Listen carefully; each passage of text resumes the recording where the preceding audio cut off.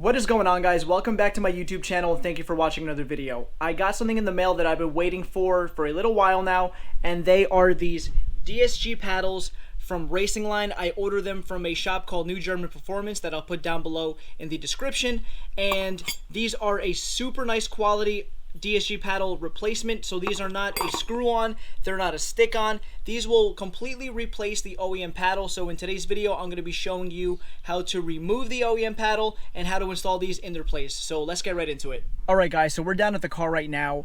We're going to be working with the whole steering wheel because this is a little more involved, obviously, than just sticking on some paddles or screwing on some paddles. We're gonna have to remove the airbag. We're also gonna have to remove the trim with the buttons all around the steering wheel so that we have access to be able to actually pull the OEM paddle off from the back so that we can install the new one. So I'm gonna show you guys how you can release the airbag from the steering wheel and how to remove all this trim as well so we have access to the paddles in the back. Alright guys, so the first thing you're going to want to do is disconnect the negative terminal off the battery. That's a 10mm. It's pretty self-explanatory if you've ever changed a battery. Just pop the terminal off the battery, and that's the first step in this process. Alright guys, so the first step is probably going to be one of the trickiest parts of the entire install, and it's going to be removing the airbag. So I have you guys set up behind the steering wheel, and this is the view that you have right now. We're going to be working with this hole right here. We have to release a spring that holds the airbag in place. There's going to be one on each side of the steering wheel for the airbag. So what you're going to want to use is a flathead screwdriver, one that's small enough but has a big enough head here that's going to be able to apply enough pressure to release the spring so that the airbag can actually pop off. So get like a medium-sized screwdriver, one that's going to be enough that you could fit it between the steering wheel and where the dash is. And I also recommend, what I'm going to be doing is moving the steering wheel all the way out like so, because it makes it a lot easier to access. So what you're going to want to do is put the flathead into the hole here, and you're going to pry, and that's going to be able to release the spring so that the airbag can pop off. All right guys, so with your screwdriver, you're going to put it in the hole here, and you're going to want to pry the screwdriver up, and that's what's going to contact the spring to release the airbag on the one side. Then we're going to be doing it on the other side. So I got my screwdriver in here, and we're going to pry up. Again, it is a little tricky, so up, there's the click, and the first side of the airbag is off. Let me show you guys. So we have the one side of the airbag off, so now we're going to turn the steering wheel the other way and do the other side, and then the airbag is going to completely pop off. So we have the one side done. Now we're going to be working on the second side here. Same process, we're going to pry up, and it should release the other side as well. Again, it is a little tricky. You're going to want to pull and pry at the same time. And you're going to feel the release on the second side as well once you get it.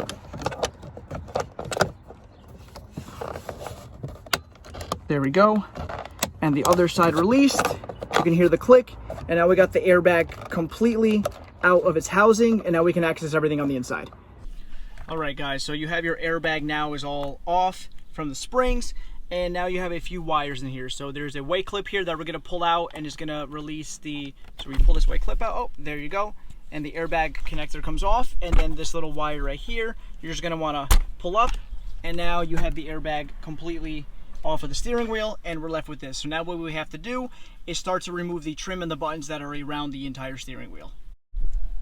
So working with the trim and the buttons is arguably the hardest part of this entire install to get the paddles off, besides removing the airbag, just because you don't want to break any of the little clips that are inside the steering wheel here that go under the airbag. So what we have to do is, you're going to want to probably use a pry tool like I have here, so it's not going to scratch any of the trim or the buttons or the steering wheel itself. This is always good because this is soft on plastics and for the leather of the steering wheel. So removing the trim is actually going to be one of the trickiest parts. I like to pry from where the buttons are first, pull these parts up, and then start to lightly, gently tug on the rest of the bezel trim so that it starts to come up. So I like to get behind here with a trim tool, and I like to pry this section up. So now, oh, that was easy. So we got this section loose, and then I'll do the same on this side as well.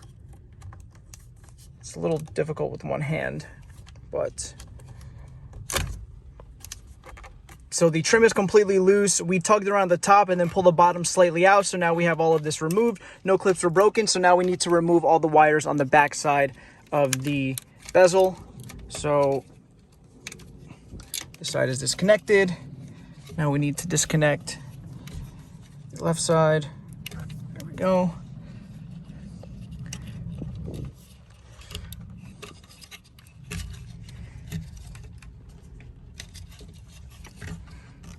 There we go. And now we have the trim completely off. We can also disconnect this last one to, you can leave this on though, this isn't 100% necessary to pull off, but now we have the trim all the way off. No clips were broken, everything is nice and intact. As you can see, the clips are all in place. So now we can work on removing the paddles off of the wheel. Alright guys, so now that you have all the trim off, you're going to have to remove these 2 Torx on each side so that you're able to move the paddle off from the back. So we're going to loosen each side, take off each screw.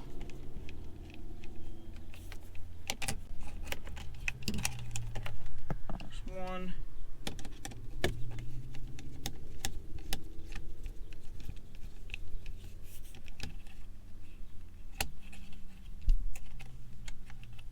Number 2, and now these should easily just come off through the back. Yep, there we go.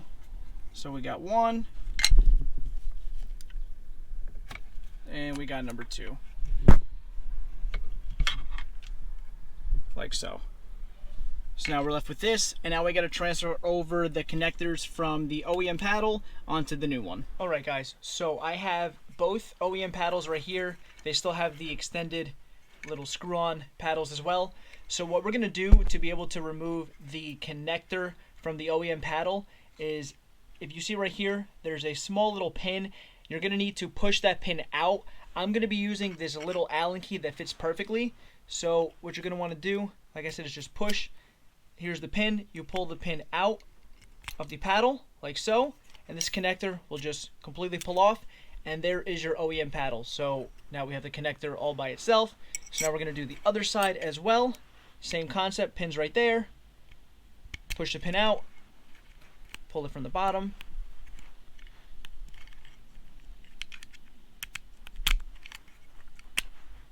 And this connector's out as well. So you have your 2 OEM paddles. So now we can transfer over the connectors to the new paddles. Alright, so here we have the new paddle from Racing Line. So I'm going to be taking the connector and just lining it up with the new one. Push it onto place. Now that's in. So now we're going to take one of the pins, like so. And it may be a little tricky to push this back in. You got to line it up perfectly. But now push the pin back into place, like that. And now, there we go. Connector is onto the new paddle and ready to go. Now we're going to take the other side as well, and the same thing. Put the connector on, push it into place, take the pin, push the pin through. Again, it's got to be 100% aligned so it goes all the way through. And now we have the right side. So we have the upshift paddle good to go, and then the downshift paddle on the left side good to go. Alright guys, so now we're just going to be working backwards. We're going to put the paddles back into place. So we're going to put the downshift paddle on the left hand side, feed the wire through, like so. There we go. And that should push in just like the OEM one does. Okay. There we go. So now we have the one side in, and we're going to be doing the same thing with the upshift paddle on the driver's side. Sorry, this is a little difficult to push wires through with only one hand. There we go. Feed that through. All right. And now we got both paddles in.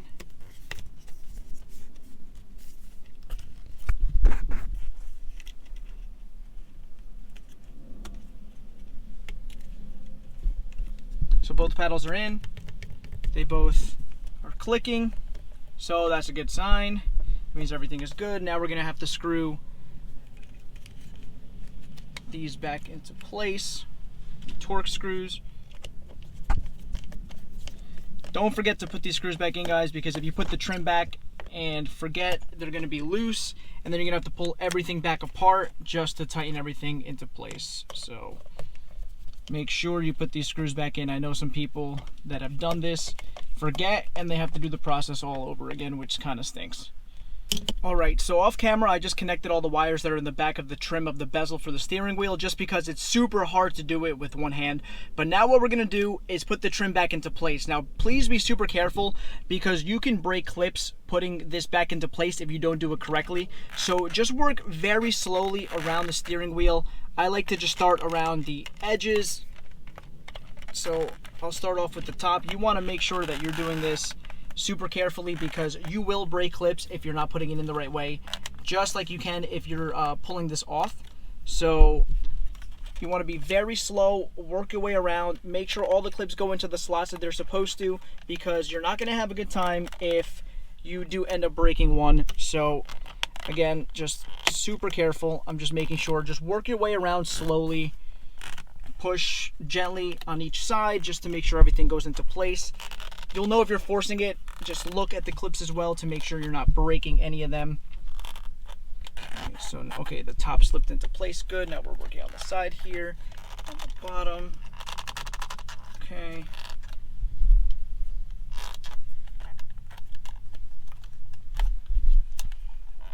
Good. Good.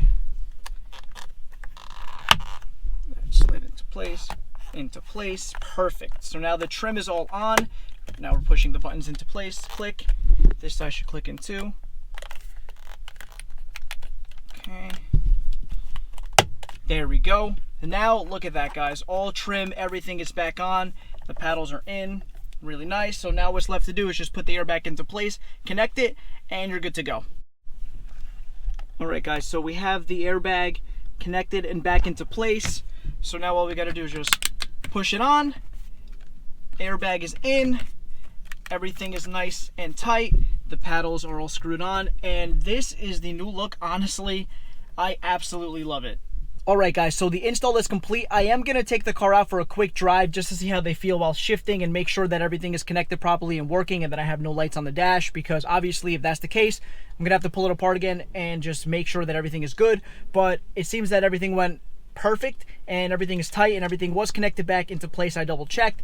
But you guys might be wondering why I opted for a silver, like aluminum color over a black. The only reason why I did that is just I wanted a different contrast. So as you can see, some of the trim on the steering wheel, like right here on the airbag, right here on the trim of the buttons, it's all like a brushed kind of aluminum color, plus the little shifter here, all the trim on the car, right here on the handles, the AC vents, all of this is like a brushed aluminum color, and these paddles match that perfectly.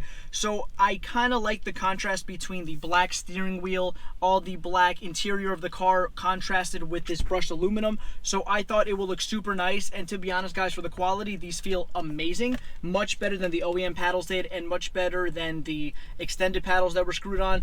Just because those extended paddles worked well for a while, but they are a little flimsy and you got to tighten them, you know, every so often. So I don't know, I just got annoyed of it. I'd rather just get the replacement for the OEM of the paddles. So that's the final look.